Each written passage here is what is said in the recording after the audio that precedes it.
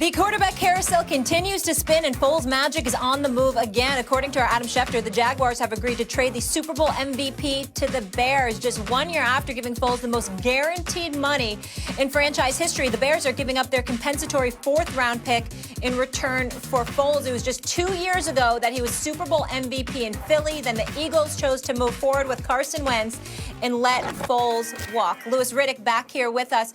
Stephen A., I want to start with you. Who do you like more this season, Foles in Chicago or Wentz back in Philly? Well, I like Foles in Chicago because I think that Chicago's defense is elite, and they just need a quarterback with the magic to get some things done in key moments. Mitchell Trubisky is not a scrub, but he comes up small on too many occasions, and obviously that's led to a heightened level of criticism aimed in his direction. Because also you got to remember the stigma that comes attached to Mitchell Trubisky. It's just undeniable.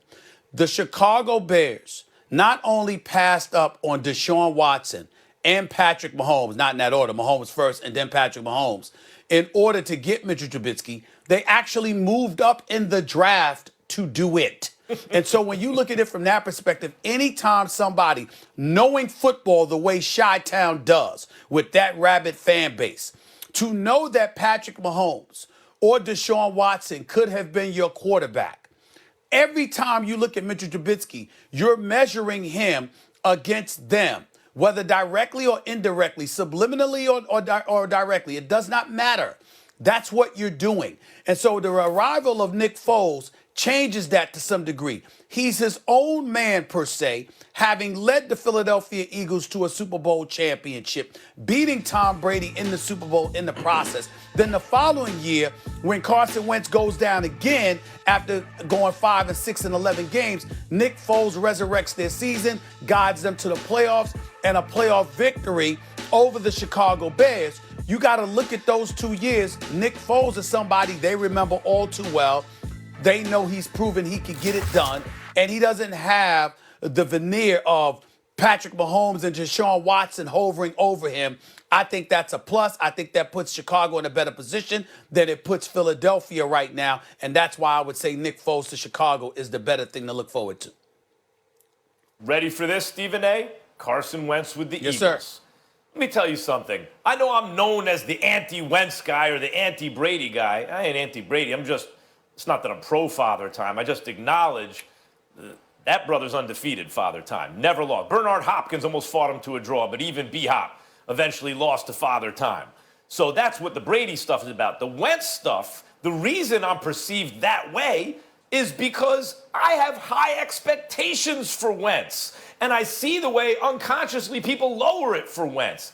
He regressed badly last year. Even at the end of the season when people are all high on him, he was playing the worst division in history and faring worse against those teams than other quarterbacks who were nothing to write home about were faring in his own division.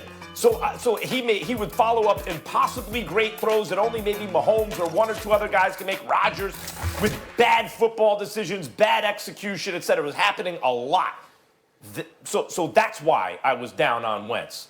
But never mistake this. Carson Wentz is an all-world talent. The reason I'm down on him is he should be top 5. So if he's top 12, top 14, that ain't good enough. You paid him to be top 5. He's shown you he can perform at top 5 levels, and my money has got to be on that guy entering his prime. Foles to the Bears I love because you have an athletic quarterback who's underachieved in Trubisky. Foles competes with him, and at any rate, you can, pushes him and can always take over the reins, particularly with the money on the line, familiar coaching staff, all that stuff. It's a great signing for Chicago. But if the question point blank is, who's more to look forward to? It is a top 5 talent in Philadelphia that we've already seen perform at MVP level. I once again have high expectations for Carson Wentz, and I intend on holding him to them.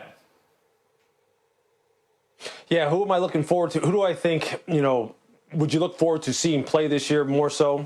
Look, I'm going to say Carson Wentz, although I'm going to talk about Chicago as soon as I say this about Carson Wentz. You have to understand that the situation and the circumstances that this young man was asked to perform under last year in terms of how many weapons he lost and how every single week Doug Peterson was putting together a game plan from scratch with people who really he had to teach from scratch exactly what to do and had no margin for error in terms of his play calling in order to get people to be exactly where they needed to be. And Carson every week was having to play above and beyond what he normally would have to play because of the lack of weaponry. What he did last year, putting that football team in his back, throwing for the amount of yards that he threw for under the circumstances he had to throw them, and still getting them into the playoffs is nothing short of extraordinary. If you talk to anybody in that organization, and namely you talk to that head coach, what Carson Wentz did last year with very, very minimal weaponry is extraordinary.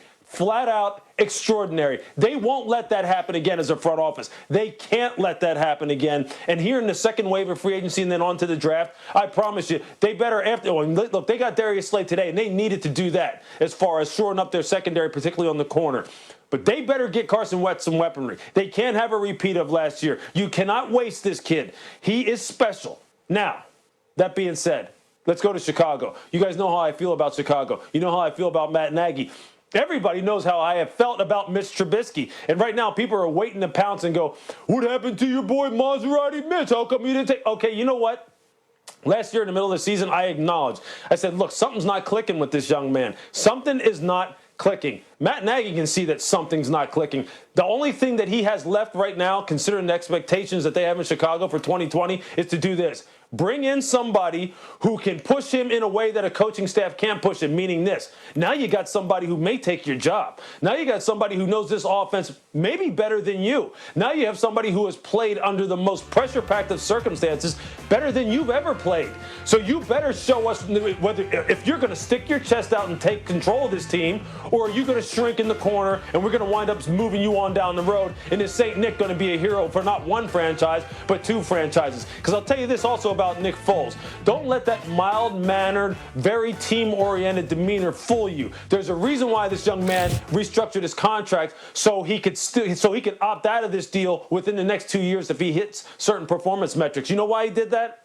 Because he expects to play. So anybody who's sitting there going, Nick is the perfect backup, he's just there to support Mitch Trubisky. No, he's not. He sees the writing on the wall, which is this. If I'm good enough, I'm in there. A la Ryan Tannehill when he was backing up Marcus Mariota, who nobody in Tennessee will tell you that Ryan Tannehill was nothing but an exemplary teammate to Marcus Mariota. But he was going there to play. And so is Nick Foles. And I'm telling you this, my money is on Nick Foles to be the starting quarterback much sooner rather than later. As all things being equal, if it's a true competition and no politics get in it, he's going to be the starting quarterback much sooner than later. And I don't care what Bears fans say. He's going to give you a shot. And people say, well, he's a better backup. He's a better sixth man. He's better when he doesn't have expectations. Come on, man. He's going to give them a legit shot. Both of these quarterbacks, Nick and Carson, are going to be guys to watch this year because both of them are going to play big roles in their teams and their ultimate success. All right. If Foles were to start today, he'd be the 24th starting quarterback for Chicago. Only the Browns have had more. That's 29. Both those franchises, both those fan bases deserve some consistency as well. Louis, thank you so much for joining us. You bet. Thanks, Louis. Take care.